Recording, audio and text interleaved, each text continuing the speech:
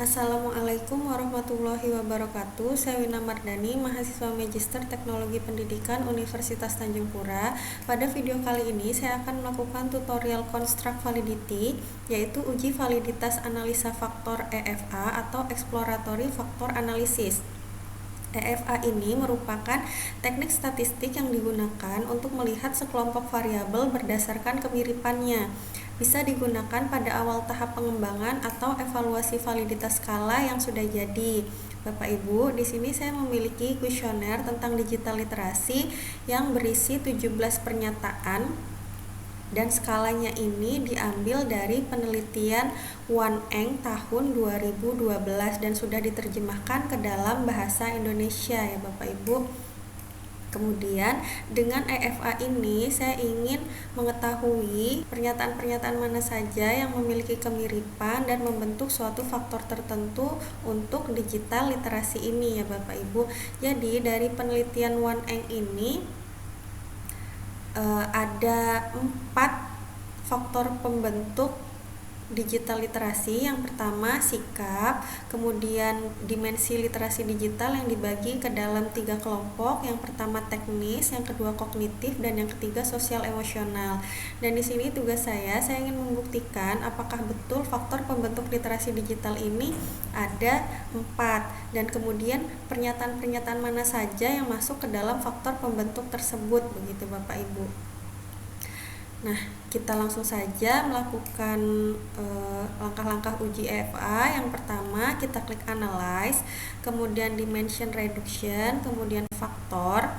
Nah, ini pernyataan yang sudah ditransform ke dalam bentuk angka ini ada 17. Kita pindahkan ke kolom variables yang di sebelah kanan, kemudian klik Descriptive. Di sini kita checklist KMO and Bartlett Test of Sparsity. Ini fungsinya untuk apa? Nanti akan saya jelaskan saat membaca output. Kemudian kita klik Continue, kemudian Extraction. Nah, di sini di bagian method ini kita pilih Maximum Likelihood. Kemudian di display ini kita checklist Script Plot. Dan di sini bagian Extract ada Based on Agent Value. Ini saat kita belum mengetahui ada berapa faktor pembentuk dari data yang kita miliki. Saat kita sudah mengetahui faktor pembentuk dari data kita itu ada berapa, kita sebenarnya bisa pilih fixed number of factor. Cuman di sini saya asumsikan bahwa saya belum mengetahui ada berapa faktor pembentuk dari data digital literasi ini. Kemudian klik Continue. Kemudian ke rotation. Nah, di sini kita checklist Varimax. Varimax ini nanti akan membedakan variabel-variabel secara signifikan ya Bapak Ibu. Kemudian kita klik Continue. Kemudian Option. Nah, di sini di Option kita checklist Sort by Size. Jadi nanti outputnya ini akan tersusun dari yang paling tinggi nilainya ke yang paling rendah. Kemudian kita checklist juga suppress small coefficient, dan di sini di absolute value below ini kita ubah menjadi 0,3. Jadi nanti untuk nilai yang di bawah 0,3 ini tidak akan muncul ya Bapak Ibu. Kemudian kita klik Continue dan klik OK.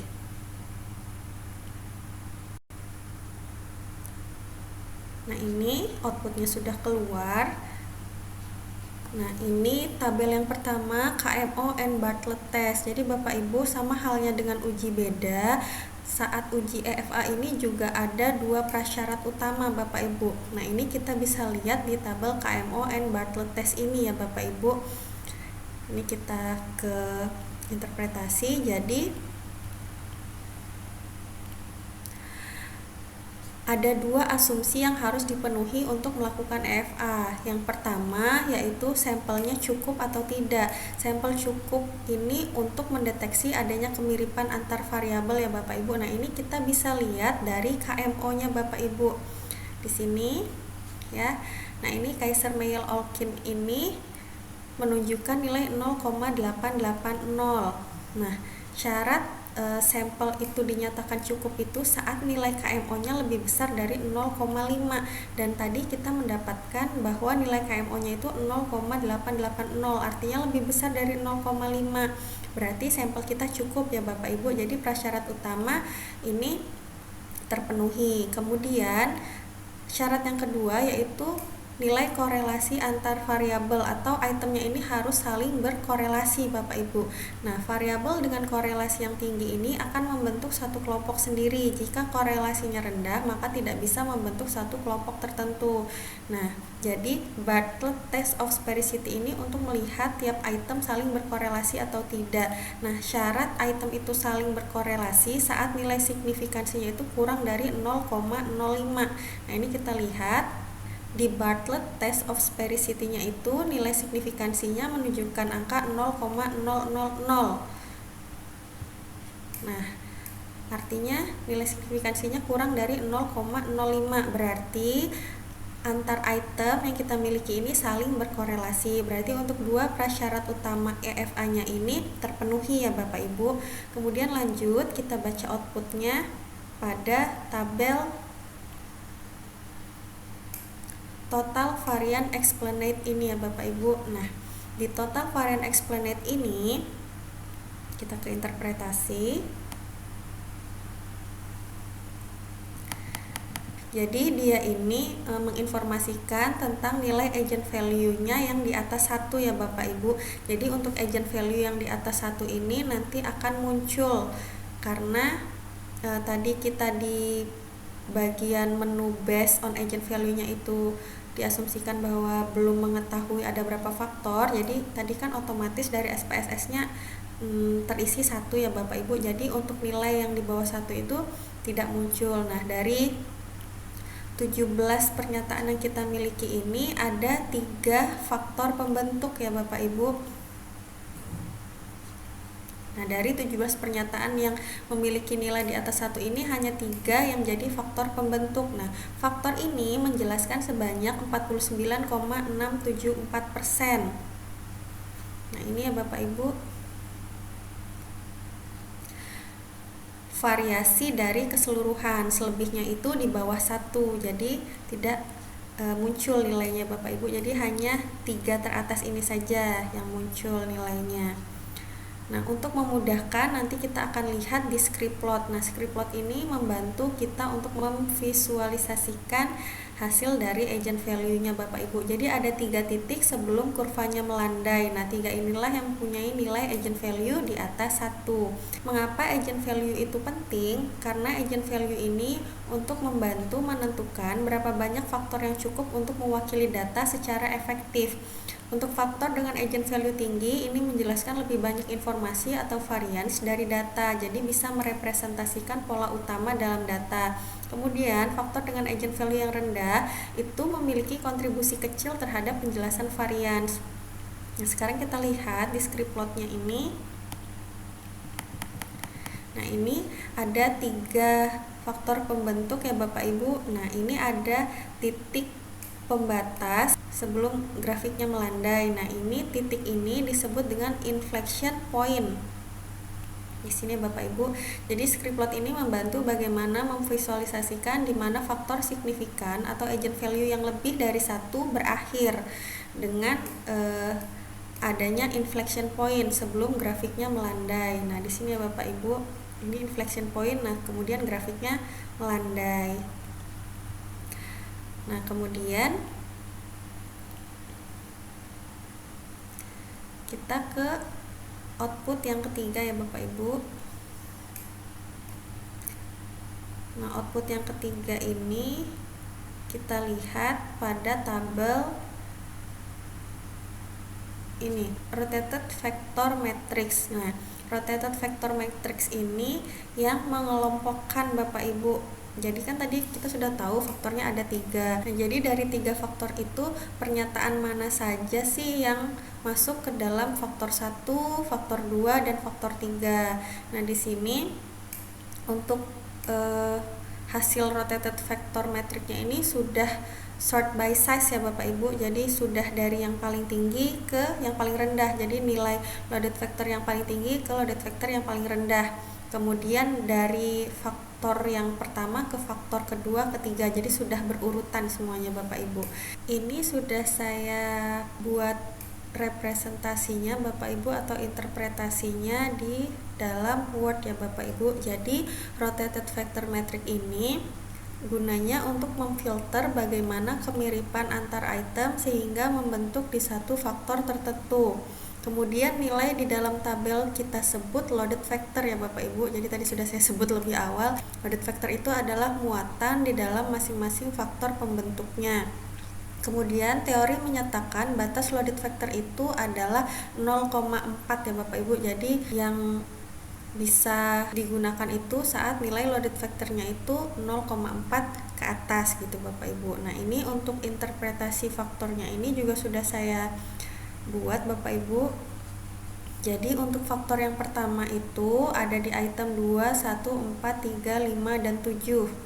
Kita lihat di sini Bapak Ibu 2, 1, 4, 3, 5 dan 7. Nah, ini kenapa nomor 6 tidak masuk? Karena yang nomor 6 ini nilai loaded vectornya ini 0,364 Bapak Ibu, di bawah 0,4. Artinya tidak cukup kuat untuk merepresentasikan faktor yang pertama ya Bapak Ibu. Nanti akan saya jelaskan di belakang.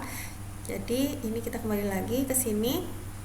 Nah, item nomor 2, 1, 4, 3, 5, dan 7 ini tergabung dalam faktor 1 yang merepresentasikan faktor sikap atau attitude ya Bapak Ibu. Jadi faktor-faktor ini memiliki kesamaan ciri khas dari pernyataan yang menyatakan suatu sikap, yaitu mempelajari TIK. Kita lihat ya Bapak Ibu.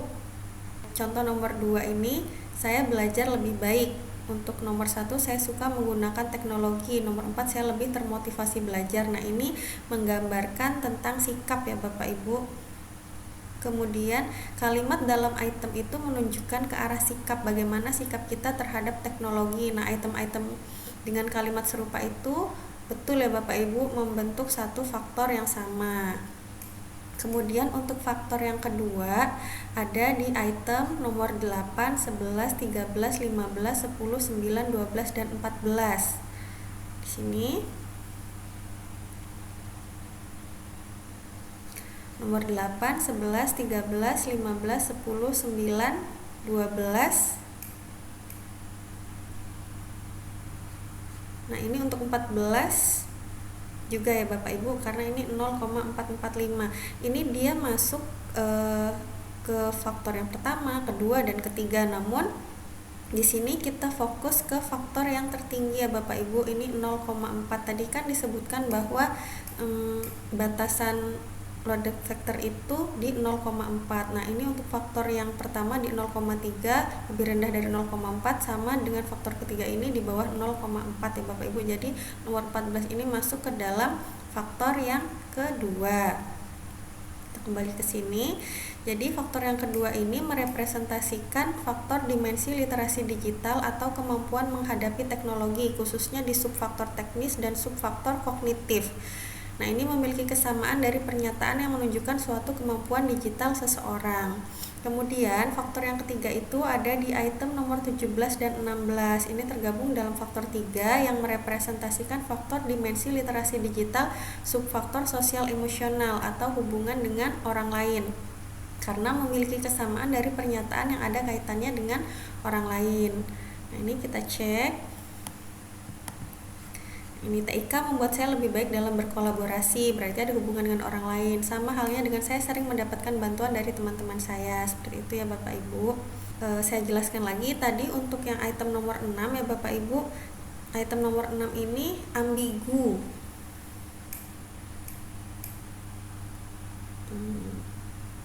Ini tadi ya Bapak Ibu, karena dia masuk ke faktor yang pertama tapi nilainya di bawah 0,4, tidak masuk ke faktor yang kedua, masuk faktor yang ketiga sama, kurang dari 0,4. Nah, item nomor 6 ini terlalu ambigu untuk dikelompokkan karena memiliki nilai loaded vector yang tidak cukup tinggi dan terbagi di dua dimensi faktor. Bisa jadi bahan pertimbangan untuk dapat direvisi, misal kata-katanya lebih fokus dengan digital literasi atau bahkan dihapuskan. Kekurangan-kekurangan ini bisa terjadi karena skala yang kita ambil ini kan dari luar ya Bapak Ibu. Mungkin saat kita menerjemahkan itu tidak bisa merepresentasikan suatu faktor tertentu seperti itu. Jadi bisa kita revisi mungkin kata-katanya atau bahkan kita hapuskan. Setelah selesai melakukan uji EFA ini, Bapak Ibu, kita bisa mencocokkan apakah hasil analisis kita ini sesuai dengan skala yang dibuat oleh peneliti yang kita ambil ini ya Bapak Ibu. Skalanya ini skala yang dibuat oleh Wan Eng. Ini kita lihat sudah sesuai atau tidak dari faktor yang pertama ya Bapak Ibu. Di sini kalau menurut Wang itu kan faktor pembentuk literasi digital itu ada 4 ya Bapak Ibu, sedangkan hasil analisis yang saya lakukan di SPSS ini menghasilkan 3 faktor pembentuk saja ya Bapak Ibu, karena ternyata faktor dimensi literasi digital untuk teknis dan kognitif ini menjadi satu faktor yang sama pada hasil analisa SPSS yang saya lakukan ya Bapak Ibu. Kemudian untuk sikap ini sudah sama ya Bapak Ibu. Di sini menurut Wang itu item-item yang menggambarkan sikap atau membentuk faktor sikap itu ada di nomor 1, 2, 3, 4, 5, 6, 7. Nah, untuk hasil analisis saya juga ada di 1, 2, 3, 4, 5, 6-nya tidak masuk ya Bapak Ibu, dan 7. Nah, 6 tadi kan sudah saya jelaskan ya Bapak Ibu bahwa nilai loaded factor-nya itu rendah, jadi ambigu. Mungkin nanti perlu kita revisi di bagian kata-katanya. Kemudian untuk di faktor yang kedua itu masuk ke dimensi literasi digital bagian teknis dan kognitif, itu ada di nomor 8, 9, 10, 11, 12, 13, 14, 15. Nah, sama ya Bapak Ibu, ini 8, 9, 10, 11, 12, 13, 14, 15. Nah, sama. Kemudian untuk faktor yang ketiga, dimensi literasi digital sosial emosional itu ada di item nomor 16 dan 17, sama ya Bapak Ibu di item nomor 16 dan 17. Nah, seperti itu Bapak Ibu untuk tutorial uji EFA yang bisa saya jelaskan. Kurang lebihnya saya mohon maaf. Assalamualaikum warahmatullahi wabarakatuh.